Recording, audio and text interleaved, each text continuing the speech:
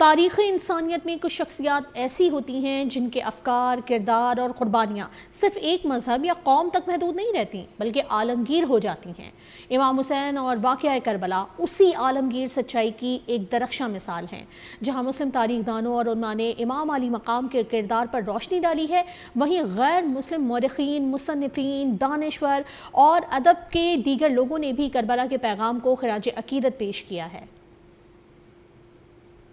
اللہ تعالیٰ عنہ کے بارے میں مسلم تاریخ دانوں نے قلم سے بے شمار نذرانہ عقیدت پیش کیا، تاہم غیر مسلم مورخ بھی اس حوالے سے کسی سے پیچھے نہیں رہے۔ چلی کے مصنف و ناولسٹ رابرٹو بولانو نے کہا کہ امام حسین کو شہید کرنا بنو امیہ کی وہ غلطی تھی جس سے ان کا نام و نشان مٹ گیا۔ برطانوی ادیب فریا اسٹاک نے 1934 میں عراق کے بارے میں ایک سفر نامہ دی ویلی آف اسیسن لکھا۔ وہ کہتے ہیں کہ امام حسین نے جہاں خیمے لگائے وہاں دشمنوں نے محاصرہ کر لیا اور پانی بند کر دیا۔ یہ کہانی آج بھی اتنی ہی دلگیر ہے جتنی 1275 برس پہلے تھی۔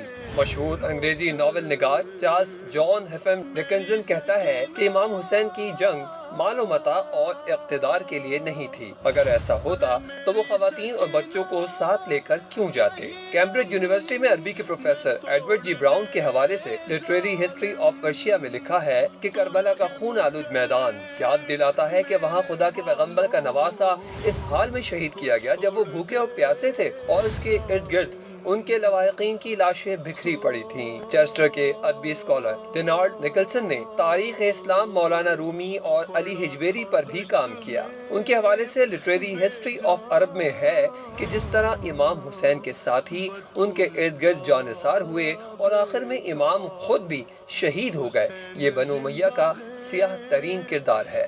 لبنان کے عیسائی مصنف اینتھونی بارا نے اپنی کتاب حسین ان کرسچین آئیڈیالوجی میں لکھا کہ جدید و قدیم دنیا کی تاریخ میں کوئی جنگ ایسی نہیں جس نے ہمدردی اور پذیرائی حاصل کی ہو، صرف مارکہ کربلا ہی ہے جس سے بہت سے اہم اسباق ملتے ہیں۔ تھامس کارلائل نے کہا کہ واقعہ کربلا نے حق و باطل کے مقابلے میں عددی برتری کی اہمیت کو ختم کر دیا۔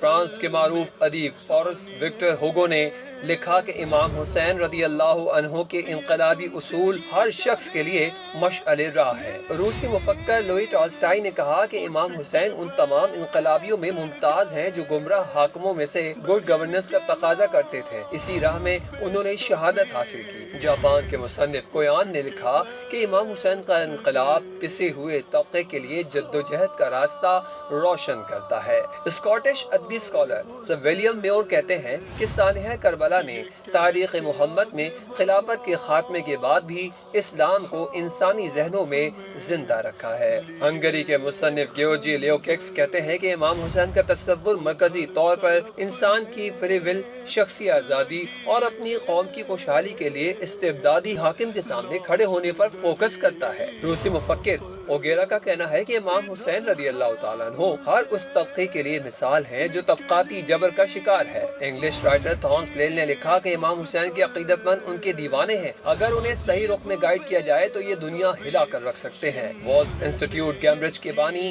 ڈائریکٹر ڈاکٹر ایڈورڈ کیسلر نے اپنے ایک لیکچر میں کہا کہ موجودہ دنیا کے ملٹی فیس سوسائٹیز میں سب سے بڑا مسئلہ سوشل جسٹس کا ہے، جس کے لیے امام حسین بہترین رول ماڈل ہے۔ سٹی سکھ پروگریسو آرگنائزیشن لندن کے بانی جسویر سنگھ نے کہا ہے کہ امام حسین عدل کے لیے کھڑے تھے اور حق کے لیے جان بھی دے دی۔ انٹرفیتھ گروپ کے ایکٹیوسٹ ریسرچر ڈائنا ملز نے کہا کہ امام حسین نوع انسانی کے لیے رول ماڈل ہے۔ مہاتما گاندھی نے کہا تھا کہ اسلام کا پھلنا پھولنا تلوار سے نہیں بلکہ ولی خدا امام حسین ابن علی رضی اللہ تعالیٰ عنہما کے قربانیوں کا نتیجہ ہے۔ اگر میرے پاس امام حسین کے ساتھیوں جیسے بہتر لوگ موجود ہوں تو میں 24 گھنٹوں میں ہندوستان کو آزاد کرا دوں۔ پنڈت جواہر لال نہرو نے کہا تھا کہ امام حسین کی قربانی کسی ایک قوم کی نہیں بلکہ سب کے لیے ہے۔ یہ صراط مستقیم کی اعلیٰ ترین مثال ہے۔ بھارت کے پہلے صدر ڈاکٹر راجندر پرساد بیدی نے کہا کہ امام حسین کی قربانی بنی نوع انسان کی عظیم میراث ہے۔ مسز سروجنی نائیڈو نے کہا